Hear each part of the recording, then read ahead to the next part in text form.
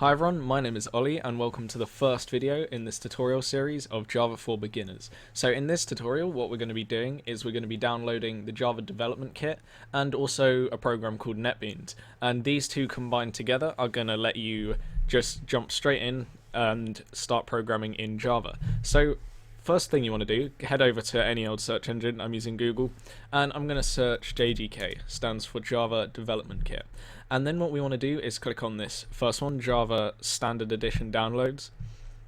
And then once this page loads, we want to scroll down a bit. It may look slightly different depending on when you're watching this. We're going to click on this first one, or sorry, this third one along that says JDK Java Development Kit. Oops, let me go back.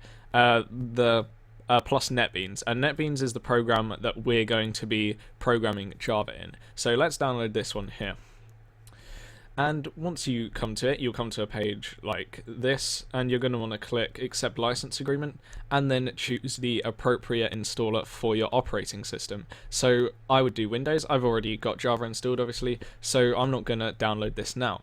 Once you have downloaded it, it's quite a big file as you can see, but once you have downloaded it, it's pretty much going to be a standard installer. You're going to choose the location, accept terms and conditions, and so on. So once you've got all of that installed, and you know it's been installed successfully, we can carry on to the next step. So the next step requires us to set up something called environment variables, and the way we're going to do this is we're going to, let me drag my screen recorder down, we're actually going to click Start and right click on Computer and hit Properties like so. And then once this Properties window pops up, you want to hit Advanced System Settings. And if you have Windows XP, clicking on Properties would have brought this up in the first place. It wouldn't have brought up that window that's behind this, but you want to click on the Advanced tab, and then we're going to hit Environment Variables. And what we're doing is we're providing Java with the path to where Java was installed, and it means that whenever we run our Java programs, Java knows where to look so it can compile it and run it, etc. So I'm going to open up my computer. If you installed it in the default location, then it will be where I'm heading right now. If you installed it somewhere else, then just make sure you direct it to that path. So it's on my local disk C, program files, not the program files 86, just the normal program files. And then, let's see, Java. And then JDK, latest one currently is 1.7. And then we want to go to this folder called bin. So if you've got Windows 7, you can right click in the top here and click copy address as text. If you don't have that functionality, you can right click on any one of these, hit properties, it's just off the screen there, but the bottom option is properties. And then when this opens up, this is the location right here. So copy that string there. Once we've copied the location of the bin, we can minimize this. And then in our environment variables here, you want to hit new. And then you're going to write path in capital letters and right click in the variable value and hit paste like so. And once that's in there, so now we can just hit OK and OK and OK and close this. So now what we're going to do is we're going to just test the installation setup. So I'm going to open up Notepad++ and drag it into the window. There we go. And literally just copy out what I type. You don't have to know what's going on or what's happening, because we're going to cover that in all the next tutorials. All we're doing now is we're testing that the compiler was set up correctly. So pause the video if you have to. I'm not really going to explain any of it. Just you need to copy as I do so we can test the setup.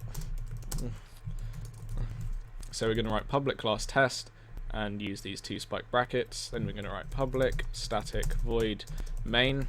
Then in brackets we're going to write string, and then those two square brackets, args, close the parentheses, and make sure this string has a capitalized S. That's one of the most common errors that I see.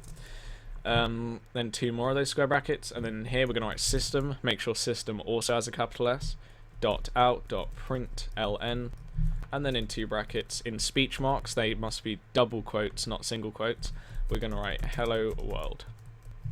And end it with a semicolon. So may or may not look familiar to you depending if you've learned any other programming languages before, but it doesn't really matter for now because we're going to be learning all of this in the later tutorials. So we're going to have to call this test.java, make sure it's the same as the word after class, and we're going to hit save. and the reason I put it in speech marks was to make sure it saved it as a Java file rather than a .text file. So now we have this test.java. I'm going to open up the command prompt by holding Windows key and pressing R to bring up run, and then we're going to type cmd, hit OK. And in Linux, I'm not sure how you get to it, but this is basically the terminal, and you're going to still need to type in the same thing.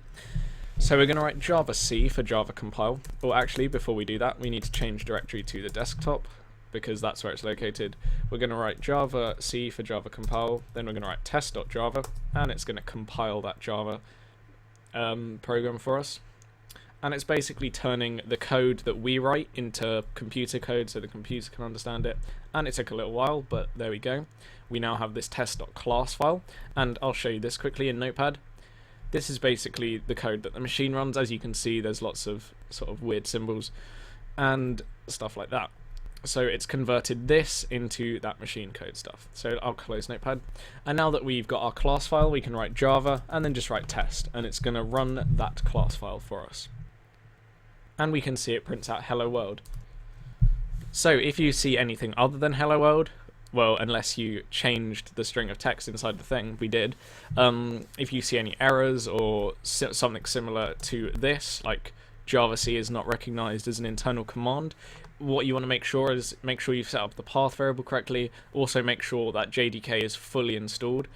And if you get error messages such as cannot find symbol, make sure you have copied this exactly as I've typed it. You can pause the video and do it there. So yeah, that's pretty much it for this tutorial. In the next tutorial, we're going to be doing an introduction to NetBeans, and we're going to be learning the very basics of Java. So thanks for watching.